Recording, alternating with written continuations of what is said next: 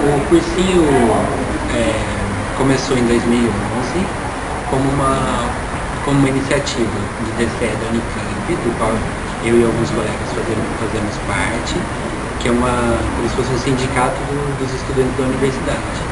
O debate que a gente tinha para começar esse movimento de ter um cursinho no centro de Campinas é que a gente identifica que, primeiro, que faltam muitas vagas no ensino superior para que os jovens possam ter acesso, e essas vagas são muito limitadas. Inclusive as universidades públicas, sua maior parte das suas vagas é destinadas para estudantes de alta renda, e as universidades particulares geralmente são destinadas para estudantes que têm menor renda. Então as pessoas que trabalham estão fazendo tanto esforço para poder pagar.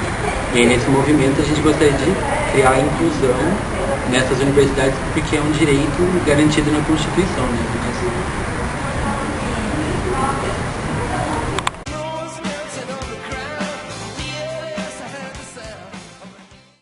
Bom, e aí o cursinho tem funcionado há 5 anos, né? Nós temos tido uma experiência bem positiva, com a aprovação de muitos alunos na universidade, mas esse movimento ele ainda tem muitas limitações, porque apesar dos professores se empenharem, participarem, os alunos primeiro são escolhidos dentro da rede de escolas públicas, e aí como esses alunos trazem todas as deficiências da escola pública. Se o cara nunca teve aula de física, ele vai estudar num cursinho, precisa ensinar física para ele, em 1 ano para ele prestar um vestibular de alta concorrência. E ele tem toda a sua rejeição, então tem que ser superado, tem os problemas financeiros para esse aluno chegar no projeto. Então, você tem o problema com o acesso do ônibus, você tem o problema que a gente funciona à noite, então às vezes ele vem cansado do trabalho, ele precisa estudar, e ainda por final eu diria que ele está cansado, né? Então, além de tudo, ele tem que estudar à noite e ainda correr os riscos da noite de ir para casa. Então, as meninas, os assaltos, os sequestros, a violência da noite. Então, são muitos desafios para a gente poder prestar a prova. E por parte dos professores, esse é um projeto que procura pessoas que estejam totalmente participantes. Então, se elas estão participando do movimento, elas fazem não por dinheiro, não por financiamento, fazem exatamente porque querem contribuir com uma proposta de mudança desse sistema universitário.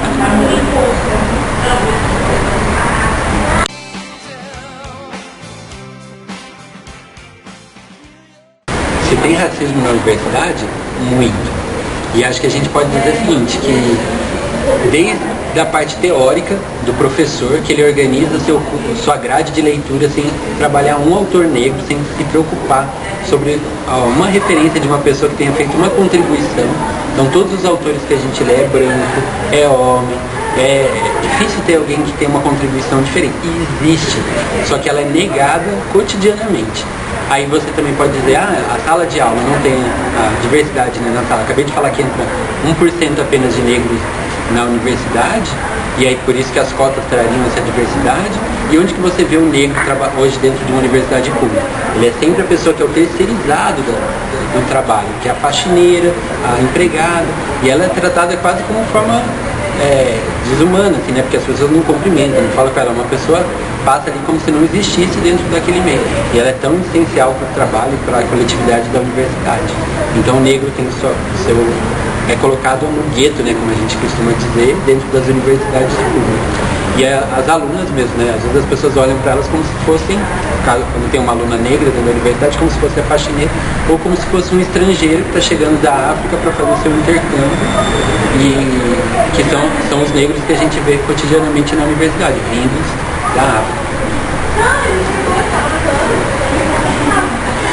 Será que passou?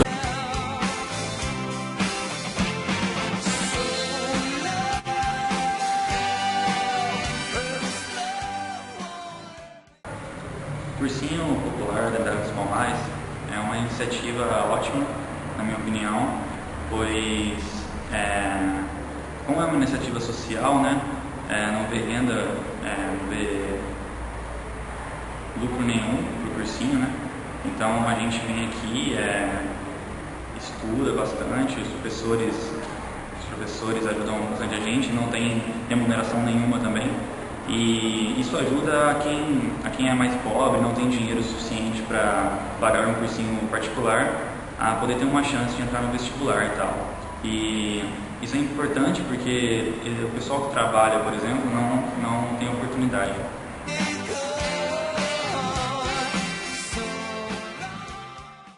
A dificuldade que a gente tem no cursinho hoje em dia é a verba, né? Porque como o cursinho é completamente popular, a verba destinada ao cursinho é zero, né? Então os professores têm que ajudar com folhas e redações, né? O pessoal das listas, né? Os professores ajudam com as listas. Então esse dinheiro é totalmente voluntário, né? Então isso é muito complicado em relação aos outros cursinhos, se for fazer uma comparação, porque os cursinhos particulares têm apostilas, né? Tem vários tipos de coisa que facilitam o pessoal a estudar. Enquanto ao cursinho popular, a gente tem que fazer isso por conta, e então isso torna mais complicado a vida da gente em relação aos outros cursinhos, e isso completamente imoral, porque o pessoal tem muito mais chance de entrar do que a gente, se for relacionar a quantidade de coisas que que eles ganham em relação a gente, né? Então, no cursinho popular, as grandes dificuldades são as verbas em todos os sentidos. No sentido dos professores em si passarem o material para a gente que é precário, não é suficiente para a gente aprender, porque a gente precisa correr atrás por si próprio. Eles só dão uma iniciativa em aula, dão uma aula perfeitamente muito boa, mas a gente não consegue ter conteúdo suficiente para estudar em casa. Então a gente tem que buscar na internet, fazer esse tipo de coisa. Eles dão uma força pra gente, dão listas, exercícios e tal, mas isso a gente sabe que não é suficiente, a gente precisa fazer isso em casa, então é completamente desleal em relação aos outros cursinhos, né? E outra coisa também que a gente sofre muito aqui é vir pro cursinho, né? Porque a evasão é muito alta por causa do ônibus, né? O pessoal não tem dinheiro para vir, o pessoal para de vir uma semana e tal, e aí depois fica difícil para retomar conteúdo, ter que estudar o que passou, entende? Então o pessoal para de vir muito, o que não acontece geralmente em cursinhos particulares, né? Para fazer uma comparação, os cursinhos particulares, tem pessoas que trabalham, têm mais dinheiro e conseguem vir tranquilamente. Aqui o pessoal é realmente de família pobre e tal, às vezes deixam de comer para vir para cá, ou não comem aqui mesmo, então passam fome e vai comer só em casa. Isso quando conseguem vir, né? Muito perfeito, cara.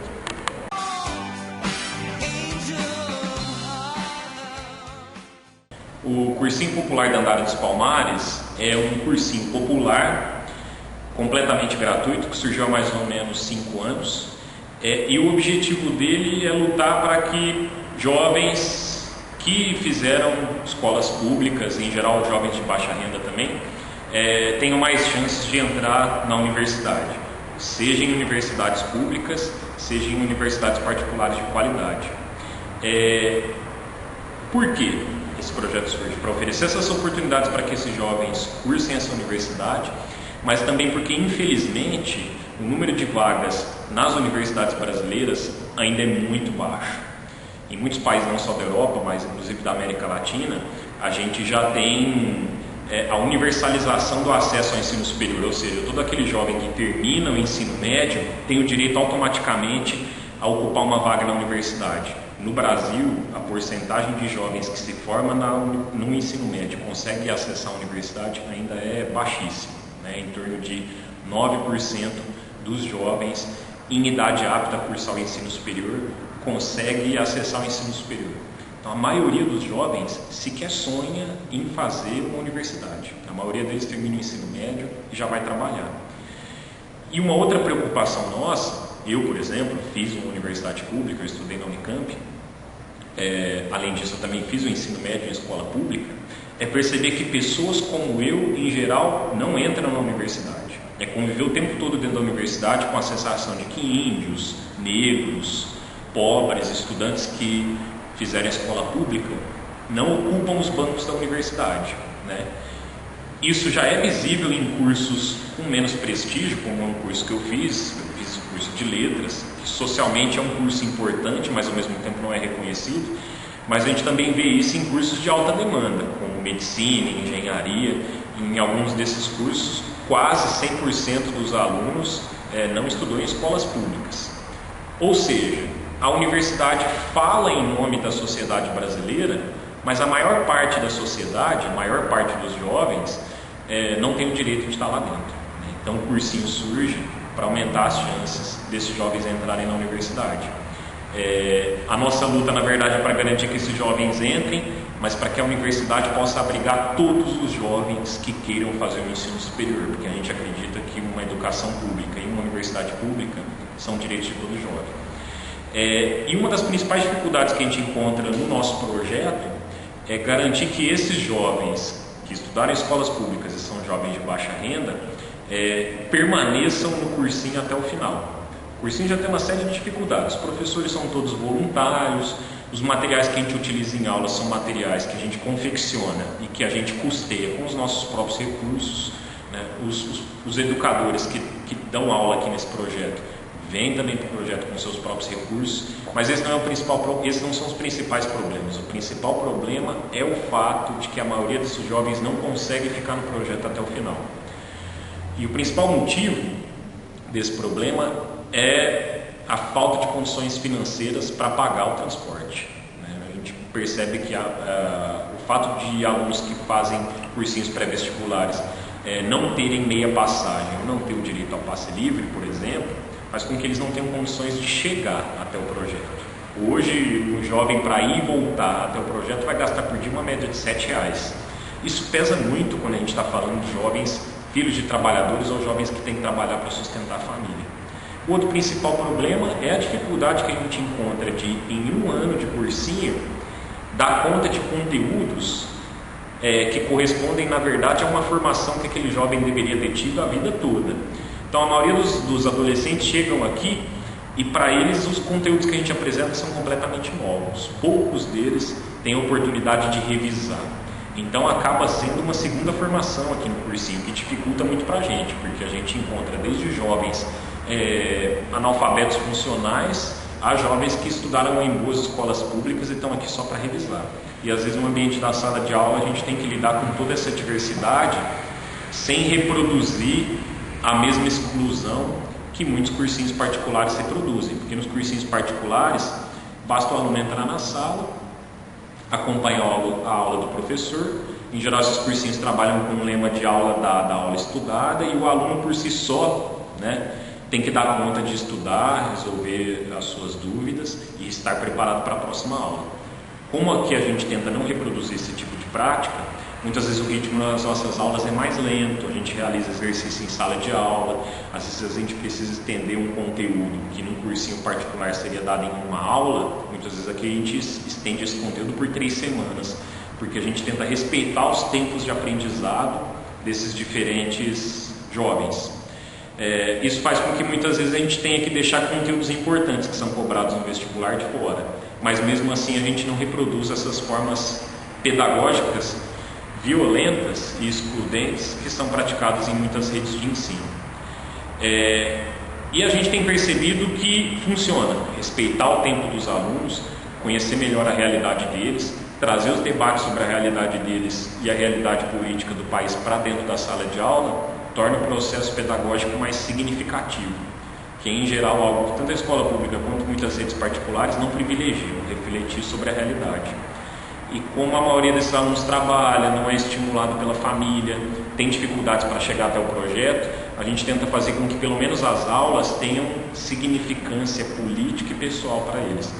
Então o objetivo não é que ele venha aqui só para aprender os conteúdos, é que ele venha pensar sobre a própria vida dele e a própria realidade que ele vive.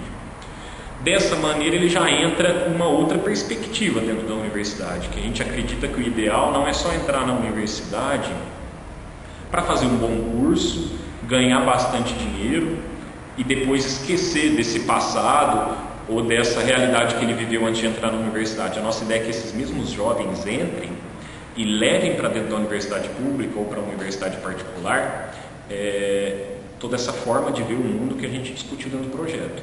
Porque se eles não levarem essa forma de ver o mundo, inclusive essa indignação com esse sistema educacional excludente, eles vão ser mais um jovem como qualquer um dos outros que está lá dentro hoje. E se eles não estiverem lá para representar o ponto de vista de todos os semelhantes dele que ficaram de fora da universidade, ninguém vai fazer isso. Por isso que no nosso projeto, por exemplo, a gente defende também o sistema de cotas na universidade pública. É porque a gente acredita que se os negros não tiverem a oportunidade de entrarem na universidade pública, o Brasil vai continuar durante muito tempo ouvindo brancos falarem sobre as dificuldades dos negros. Enquanto eles não estiverem dentro da universidade pública, boa parte do país vai continuar achando que racismo não existe, porque não são os negros que estão nos jornais, não são os negros que estão na televisão, não são os negros que estão escrevendo os principais livros. Ao entrar na universidade, eles também ganham o direito de voz, eles também ganham reconhecimento, e eles vão poder mostrar que essas injustiças existem. Por isso que a gente também defende o sistema de cotas, e a gente acha que elas são fundamentais hoje no processo de democratização do ensino superior.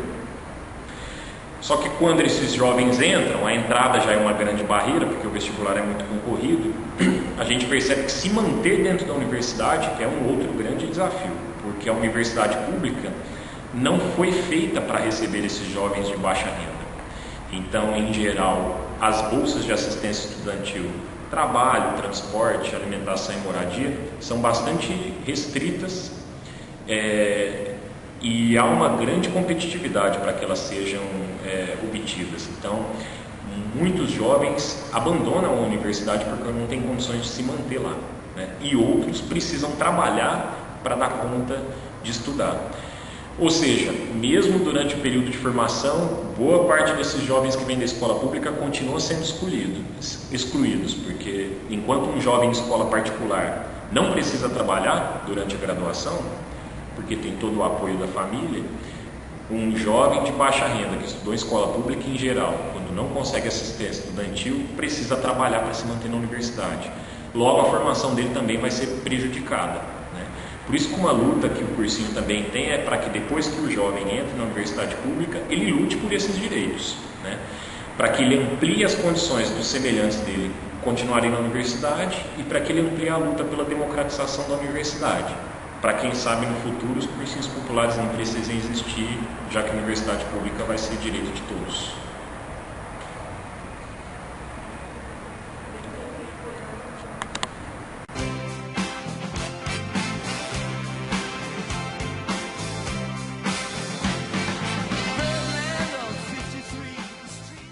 Vamos lá então, eu sou Gabriel Lopes, eu sou professor de redação do Objetivo Campinas. Também coordeno a área de redação aqui do Objetivo Centro, Vila, Mogi Guaçu e Mogi Mirim. E eu também faço doutorado na Unicamp, em Linguística Aplicada. Bom, em relação às cotas, eu acho que as cotas elas são uma medida extremamente importante, tanto as sociais quanto as raciais. Eu acho que uma não anula a outra. Em geral, os críticos falam que as sociais elas já seriam suficientes para lidar com a questão, mas a gente tem que entender que são tipos de desigualdade diferentes. Eu preciso olhar para a câmera para vocês. Pode olhar para mim, que estou olhando para a câmera. Fica à vontade. Então, são tipos de desigualdade diferentes que essas cotas abarcam. Então, a desigualdade, por exemplo, que os negros passam, ela é superior, vamos dizer, né? Superior, mas é muito pior, né? Em termos de consequências sociais e econômicas, do que aquela que os brancos pobres passam. Entende? Então, por isso que eu acho que é extremamente importante que você tenha essas cotas, porque daí você lida com desigualdades diferentes e tenta aí ter um processo de equidade social, né? Então, muita gente fala, a questão é igualdade, então, se o branco tem cota, então todo mundo tem que ter cota, né?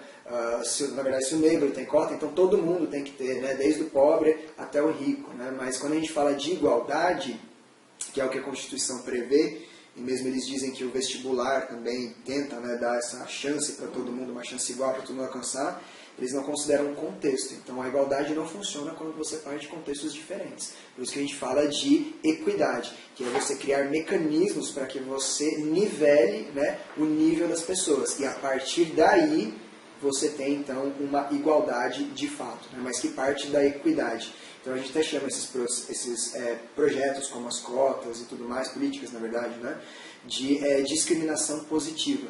Então é um processo de discriminação positiva, justamente porque é um processo de equidade para levar à igualdade, e é um processo que tende a não ser mais necessário com o tempo, né? É claro que a gente está falando de um tempo histórico, porque você não pode falar de um tempo assim, tipo, sei lá, em 20 anos então acabaram-se as cotas, né? Não, as consequências, né, do que a população negra sofre em razão do passado histórico do Brasil, elas são muito extensas também. Então você vai levar muito tempo para poder colocar todo mundo no mesmo nível, até que as cotas sejam de fato desnecessárias, porque você alcançou uma igualdade, né, para todas as pessoas, independentemente de etnia, de nível social e tudo mais.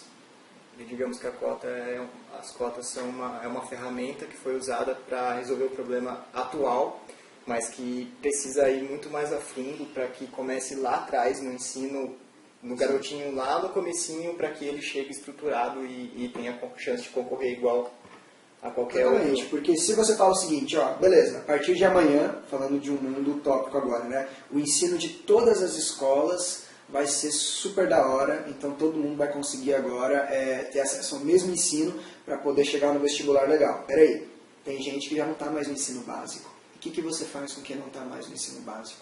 Não é verdade? Quando você fala de uma escola, ou várias escolas que dão o mesmo ensino, a gente esquece que a cognição humana, ela está relacionada também, tem pesquisas que falam sobre isso. Eu li uma recentemente, o Drauzio Varela escreveu sobre, ele na verdade explicou no artigo dele uma pesquisa feita por Harvard e Yale. E eles estavam vendo quais eram as consequências do contexto de miséria e de pobreza no desenvolvimento, desempenho cognitivo das pessoas. Então, mesmo que você ofereça uma educação igual para todas as pessoas, se elas têm contextos diferentes, o rendimento tende a ser diferente, né? Então, eles falam que quando você está numa situação de miséria, você acaba tendo pensamentos intromissivos que remetem ao seu contexto e não permitem que você tenha uma concentração tão boa quanto aquele que não tem que se preocupar, por exemplo, se vai ter comida hoje em casa ou se o pai já bateu na mãe e não vai bater quando chegar em casa. Então é todo um processo aí que vai muito mais de você dar oportunidades iguais só no ensino. Vai todo do contexto social que o cara vai inserir. Social, né? Exatamente. Então quando você fala de cotas, você está tratando de um aspecto do problema. Mas existem outros aspectos. As questões sociais, elas são totalmente relevantes e fundamentais para que, com o tempo, as cotas deixem de ser necessárias. Então você tem que trabalhar na cota, mas tem que trabalhar também da saúde de qualidade, entendeu? Você dá estrutura familiar, no sentido de conscientização e programas para que haja planejamento familiar. Então são vários fatores aí que precisam trabalhar junto com as cotas para que um dia, né, elas deixem de ser necessárias. Como você falou, se você olha só para a cota, você está olhando para um problema superficial. Tem muita coisa por baixo disso, né? É toda a questão socioeconômica e cultural que influencia.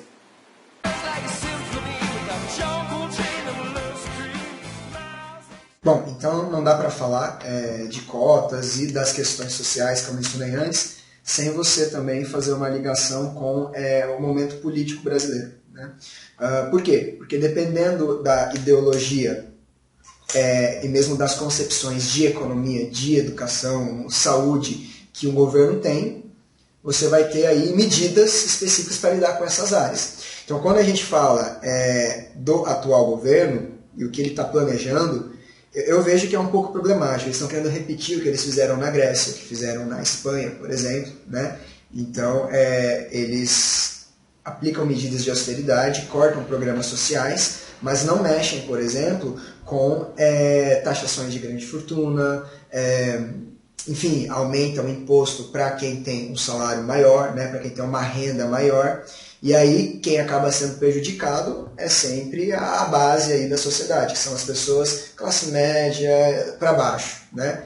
Então, o que isso tem a ver com a questão da educação? Já é comprovado, as pesquisas que eu mencionei de Harvard e Yale, que o contexto social em que a pessoa está inserida vai influenciar diretamente na educação, no sentido da forma como ela absorve o rendimento que ela tem em sala de aula. Então, se uma pessoa agora volta para a miséria, se ela saiu da miséria devido a programas, né, e é uma economia aquecida, tudo mais, programas sociais e economia aquecida, se ela volta para a miséria, você pode ter certeza que ela não vai ter a mesma chance, a mesma oportunidade, mesmo tendo uma educação igual, idêntica a uma pessoa de classe média alta, classe média média também, entende? Então eu vejo que quando você começa a cortar direitos básicos e tenta capitalizar esses direitos, tem que tiver uma mercantilização desses direitos, Então a saúde, o ministro da Saúde falou, não, vamos agora fazer vários planos de saúde o máximo possível para as pessoas pagarem por esses planos. Educação, tem aquela questão do voucher, né? Então a gente agora faz educação, várias escolas privadas dão um voucher para as pessoas pagarem isso, e aí você coloca a educação na mão de quem? Você coloca a educação na mão do setor privado. O setor privado vai se preocupar com a formação crítica do cidadão? Vai se preocupar com em fazer as pessoas terem quais são os conceitos de cidadania, qual a importância das matérias de humanas nesse contexto, né? Então, assim, embora o vestibular ele ingesse a educação, ele ainda trabalha a questão da filosofia, da sociologia. A gente traz, né, como professores, várias questões sociais para serem discutidas, para trabalhar na minha área, que é a redação, né? Capacidade de argumentação sólida de um aluno. Agora, quando você tem uma educação na mão do setor, né, privado, eles estão querendo formar bons trabalhadores, querendo formar mão de obra. Então, a formação cidadã acaba ficando um pouco à parte, né? Então, eu vejo que mesmo com o vestibular engessando, a gente tem aí uma educação que se preocupa ainda com esse tipo de coisa. Se você começa a sucatear a educação ainda mais, não precisa nem privatizar, né? Você coloca um monte de aluno dentro de uma sala lota, era 40 alunos, vai para 60 alunos. Você deixa o status do professor cada vez menor na sociedade. Então você paga menos, você dá condições ridículas de trabalho, você baixa o professor em manifestações, você não ouve as reivindicações. Então você vai sucateando um sistema e você vai criando uma geração que alguns até apoiam esse tipo de coisa sem saber o quanto é prejudicial, né? Então, eu acho complexo, né? Quando você fala de educação, você tem que falar também das questões políticas, questões sociais que envolvem, porque tudo isso está relacionado com a educação. Afinal, a educação é você ensinar a pessoa a enxergar o mundo que ela vive e a entender esse mundo. A partir do entendimento desse mundo, ela vai conseguir criticar e vai conseguir se posicionar ali, né? E um posicionamento crítico nem sempre é pró-mercado, né? Então eu vejo que a gente precisa aí olhar com muita atenção o que a gente vai fazer com esses direitos básicos, porque eles vão influenciar a educação. Então toda a ascensão social que a gente teve aí nos últimos anos é reconhecida pela ONU, né? Então os programas sociais do Brasil de transferência de renda, eles são modelo para o mundo. Então, você acabar com isso, ou cortar, como foi cortado recentemente, né, ou paralisar alguns programas, então é complicado. E mesmo o SUS, com todos os problemas dele, ainda assim é uma saúde, né, um tratamento médico que qualquer cidadão pode conseguir. Vai demorar? Vai demorar, mas você consegue. Não é assim em outros países, né? Então, se você quebra uma perna nos Estados Unidos, você vai pagar $30 mil para poder fazer o tratamento lá, se você não tiver um plano de saúde. Então perceba que, e se você tem um plano de saúde que de repente não cobre isso, né, porque eles têm ali advogados para ver se você estava fazendo alguma coisa que permite que não seja cumprido, né, a cláusula lá. Então eles deixam você na mão. Então, por pior que seja, eu acho que o lógico e o correto é você aprimorar esse sistema, né, o de saúde e mesmo da educação. Independentemente de todos os problemas que o nosso sistema de educação tem hoje em dia, você já vê que há uma conquista. O governo, e todos eles, a gente tem que reconhecer, eles investem em treinamento de professores, em cursos, as universidades elas estão em parceria, né? Mas o professor, muitas vezes, ele não consegue se engajar nisso, por quê? A condição de trabalho não está legal, né? Você quase não tem aumento ali, ou aumento às vezes não bate a inflação. Então, o cara não se sente motivado para pegar e correr atrás desses cursos que as universidades oferecem, né? Então, a Unicamp e USP, todas elas oferecem esses cursos de aperfeiçoamento em parceria com os ministérios e secretarias de educação. Então, se você não torna, né, a carreira prestigiosa, se você não dá status, você não vai conseguir mudar muita coisa. Mas eu não estou dizendo que isso é a solução. A solução é você trabalhar os direitos básicos, por um lado, para que o aluno tenha condições de estar tranquilo para estudar. Então, ele tem saúde garantida, tem alimentação garantida, tem base, estrutura familiar. E, por outro lado, você tem um professor que é valorizado, né? Então, a partir disso daí, você consegue bons resultados, um bom desempenho. Você é zica, hein? Vai sair isso não daqueles...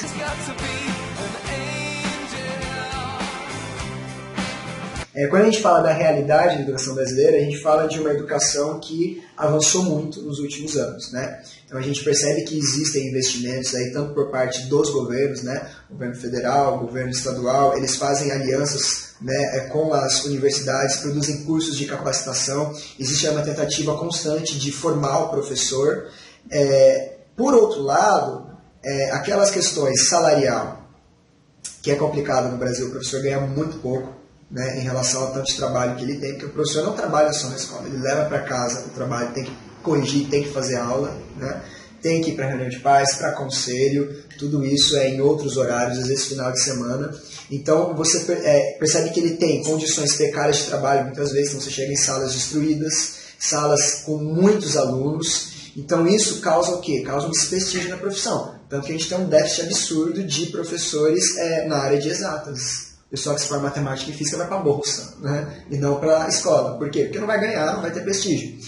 Então a gente precisa obrigatoriamente trabalhar com essa questão. Por outro lado, tem que mexer também com os direitos sociais. Então, fornece saúde, moradia, educação, base familiar para o aluno. Porque se você tem um professor motivado, em condições adequadas de trabalho, se você tem um aluno também em condições adequadas para aprendizagem, você consegue mudar a realidade aos poucos. Mas tudo isso tem que ser um projeto a longo prazo. Você não pode, né, fazer projetos eleitoreiros. E dependendo do governo, né, tem uns que estão há 20 anos no poder aí que nem usaram os 20 anos para fazer alguma coisa pela educação. O Estado de São Paulo que o diga, né? Muito pelo contrário, bate professor, bate aluno, rouba merenda. Então é bem complicado quando a gente vê que a educação ela precisa não de medidas imediatistas, mas precisa de um processo longo. Tá? Então é isso que eu acho que seria o ideal, né, para transformar essa realidade aí do nosso país em termos de educação.